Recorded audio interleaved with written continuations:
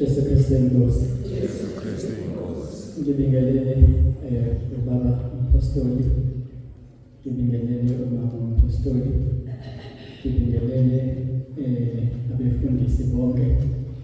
Ngibingelele ubaba, umama, insizwa nentombi, uphakathi wonke wasePhiva, abasuka eduze nabasuka kude. Ngibingelela egameni elihle leNkosi yethu Jesu Kristu, umsindisi wethu. Amen. Njengoba ngiwasho-ke ubaba umfundisi uShelembe ukuthi sisuke ekuseni kakhulu bekubonakala ukuthi impi ikhona endleleni, indlela bekwenzeka ngayo izinto.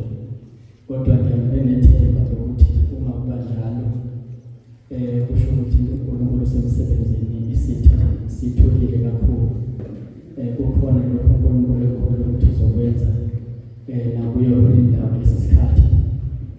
Kulezi insuku ngithiswa kakhulu incwadi kaSamuel wesibili lapha kusahluko 14 makhulunywa ngendaba ka-Absalom encengelwa noma enxiselwa ukuyise ukuthi abuyele ekhaya. Sephele iminyaka eminingi engakwazi ukuthi abuyele ekhaya. Nangempela wafika, kodwa ekufikeni kwakhe sekuze kwashiwo kwathiwa besinjengamanzi achitheke phansi engenakuqondo. Kodwa uNkulunkulu yena esithanda akasusa ukuphila kodwa aceba ukuthi oxoshiweyo akasaba ngoxoshwa kuye. Kwancengelwa u-Absalom. Absalom ekugcineni nqamulela indaba wagcina efinyelela ekhaya. Kodwa la efinyelela ekhaya waphinde wenza okubi, wadala umonakalo ebukhosini obebekwe nguNkulunkulu.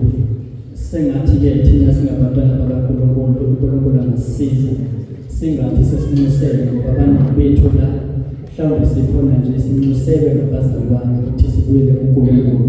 Kodwa singathi-ke kulobo bukhosi obekwe nguNkulunkulu sibuyisele kukho